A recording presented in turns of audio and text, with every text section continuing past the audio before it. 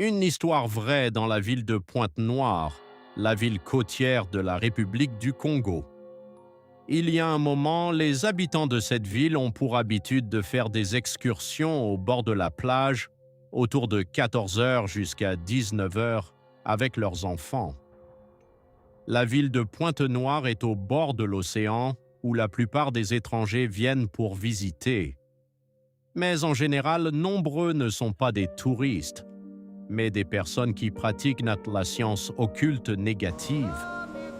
Selon leur vision, la côte de cette ville est très puissante et ils viennent de loin pour invoquer des forces surnaturelles au bord de la plage, souvent à minuit autour de 24 heures, à la frontière entre deux périodes, entre deux temps, pour entrer dans un autre jour. Je vous raconte une histoire vraie que les habitants de cette ville ignorent aveuglément. Un jour, une femme avec ses 3 filles est allée au bord de cette plage pour célébrer l'anniversaire de sa fille de 10 ans. Son nom est Sarah. Sur cette plage, il y avait plusieurs personnes avec leurs enfants, surtout des femmes. C'est comme si elles étaient téléguidées par quelque chose. Chaque dimanche après-midi, elles doivent se rendre à la plage avec leur bébé comme une obligation. Comme si une force les attire pour aller rendre un culte à quelque chose. Sarah, sa mère et ses sœurs se sont installées sur une natte avec de la nourriture et des boissons au bord de la plage. Elles regardaient tous les mouvements tout en mangeant. Or là, certains enfants possèdent du channing, une force ou des aptitudes spirituelles qu'eux-mêmes ignorent. Même leurs propres parents n'ont jamais constaté cela.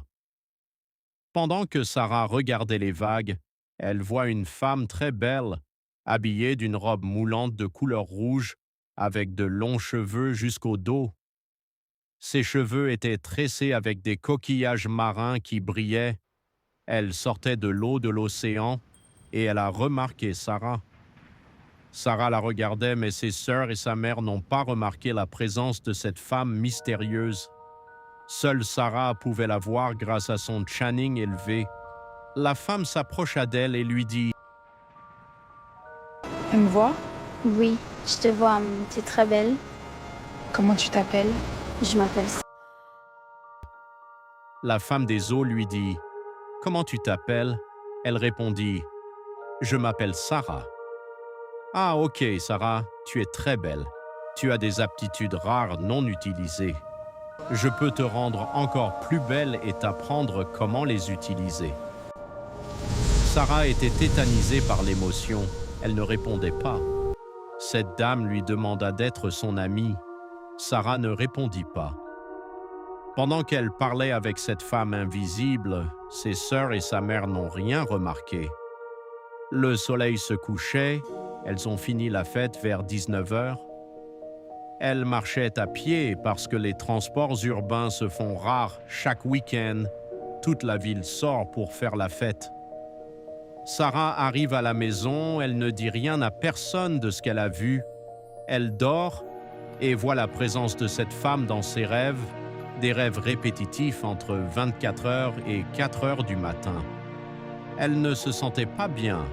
Maux de tête, mal au dos, avec des petites égratignures sur les bras, comme si elle avait travaillé dans ses rêves. Le dimanche suivant, elles sont encore parties à la plage. Pendant qu'elles marchaient au bord de la plage, Sarah constate la présence de cette femme mystérieuse. Elle l'appelle en criant « Sarah !» Sarah tourne la tête. « Que veux-tu de moi ?» Elle répond « Je veux que nous soyons des amis. » Sarah dit « Je ne vous connais pas. » Elle répond « Je m'appelle Mainga. J'habite à côté. Je suis une femme très gentille. Je vais t'aider et te donner des cadeaux pour ton anniversaire. » Conseil, les parents n'habituez pas vos enfants aux cadeaux obligatoires. Les inconnus utilisent ce stratagème pour piéger les enfants. Même des grandes personnes tombent dans ce piège. Mainga dit à Sarah, « Montre-moi où tu habites. J'ai une voiture. Dès que je finis le travail, le soir, je viendrai te visiter et te montrer ma maison. Je vais demander la permission à tes parents. Ne t'inquiète pas. On se connaît avec ta mère. Elle venait ici avec toi depuis que tu avais 2 ans. Sarah répond. D'accord, j'attends mon cadeau d'anniversaire, tantine Maïnga. Chaque soir, Maïnga passait la prendre. Jusqu'à ce qu'elle corrompe son pouvoir. Elle lui apprit à ouvrir des brèches pour traverser les dimensions mystiques des océans. Elle lui enseigna comment grandir rapidement, jusqu'à l'âge de 25 ans en une journée. Elle lui donna une initiation complète.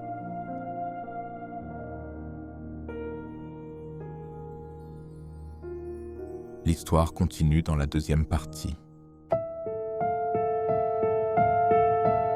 N'oubliez pas de vous abonner pour suivre la suite de l'histoire de Sarah et la femme mystérieuse et cliquez sur j'aime.